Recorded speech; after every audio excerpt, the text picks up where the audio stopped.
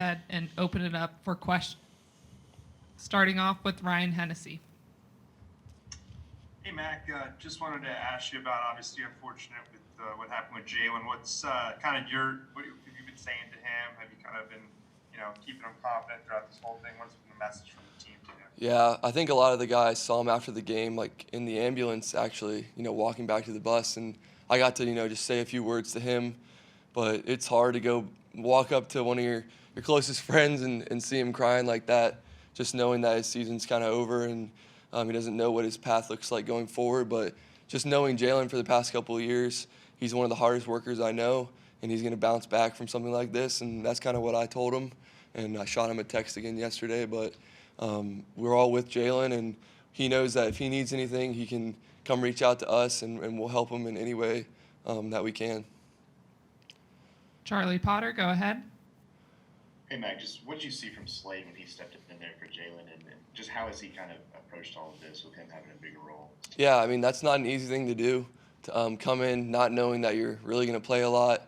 And Slade, hadn't been playing as much as he probably would want to, and he came in, and I told him, it's a game, and you're ready to roll, so just do your job, and he did exactly that and some. So, just going on from here, he knows that he's kind of stepped into a bigger role, and I've been in that position before too, but it doesn't really change. You just go out there and do your job, and Slade's been doing that since he's got here, and he's one of the most improved players on our team, and he's going to continue to grow and improve. Tony Sakalas, over to you. Hey, Mac, with a guy like Javon Baker, how quickly were you able to build a relationship with him coming in over the summer? And then what should we see from him? What can we expect to see from him moving on? Yeah, I think all of our young receivers have done a good job. Jay Bake's done a good job going out there every day, even in the summer, just getting to know him. He's a really athletic guy, makes a lot of plays, but all those guys have to be ready to play, and I think that's evident. You see every year somebody that's a younger player has to step up and make plays, and that's just kind of how football goes. People get hurt, things happen, so they know that they have to be ready, and I think they will be. It's going to be a learning experience for everybody, but right now I feel like we got the best group out there, and whoever can contribute has to do that to the best of their ability. AP Stedham, go ahead. Hey, Mac. Say, Mac, I was wondering, you're holding the ball for Will Riker. What's been the key to his success this year? And what can you tell us about the Mississippi State defense and how they cover the pass? Yeah, I think Will's done a really good job just coming in. I know he's hurt last year for a while, obviously, but he's done a great job in practice, and just getting those reps with him. And Thomas Fletcher obviously does a great job putting the ball right where it needs to be, and I just put it on the ground, and I have all the faith in Will. I just tell him to go out there and let it rip. I mean, he makes the kicks, and he's really confident, so I like looking at him knowing that he's confident. And with Mississippi State, yeah, obviously they run a little bit of a different defensive structure.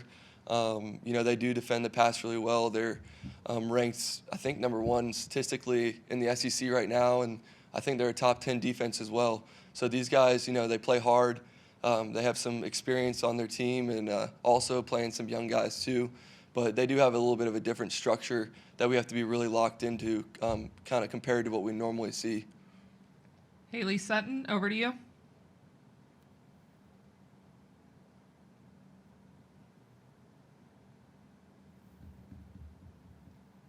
Haley, go ahead. All right, we'll go over to Michael Casagrande.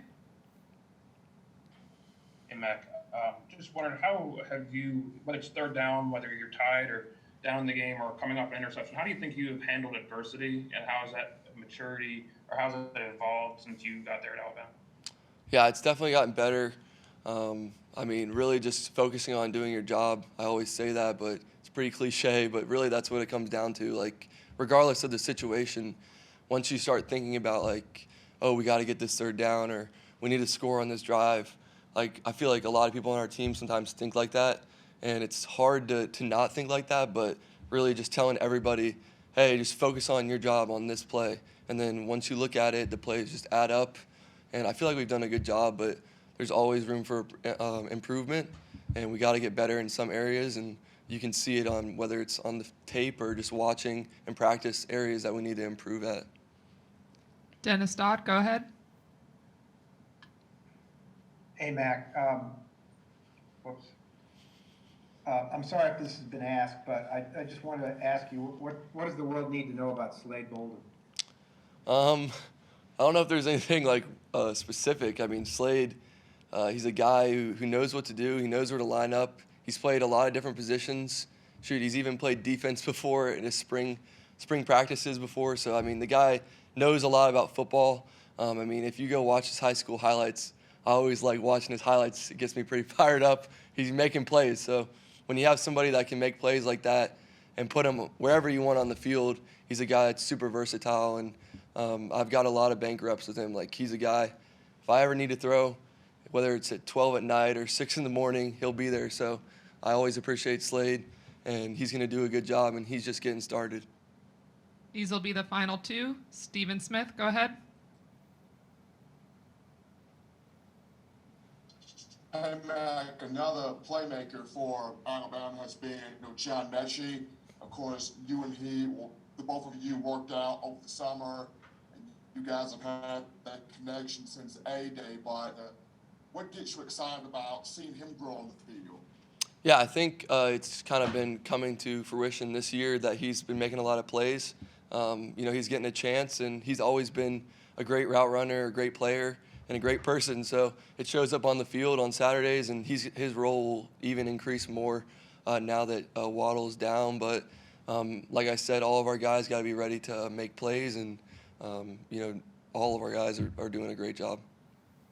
We'll finish up with James Ogletree. Hey, Mac, I wanted to ask you about Landon. He was one of the coaching staff's offensive players of the week this week. I saw him kind of pumping up the linemen before Georgia, and just wanted to ask you about your relationship with him and what he brings to the offense as a blocker, but also apparently as a leader. Yeah, Landon's definitely one of my best friends, and he does a great job out there leading, like, practice. When we don't have any juice, Landon will bring the juice, and, he kind of makes football fun. And, sometimes when you get into these long days, it's like, oh, we have this, we have that, but Landon always has positive attitude. And obviously he's a great player. You can see that on the field. He's constantly knocking people down, and our whole offensive line feeds off that. But he's definitely kind of the center point there. And, you can always go to him, whatever problem you have. I mean, whether it's a car problem or anything like that, he can fix anything. So I always call Landon if I need something. All right. Thank you, Mac. All right, appreciate it.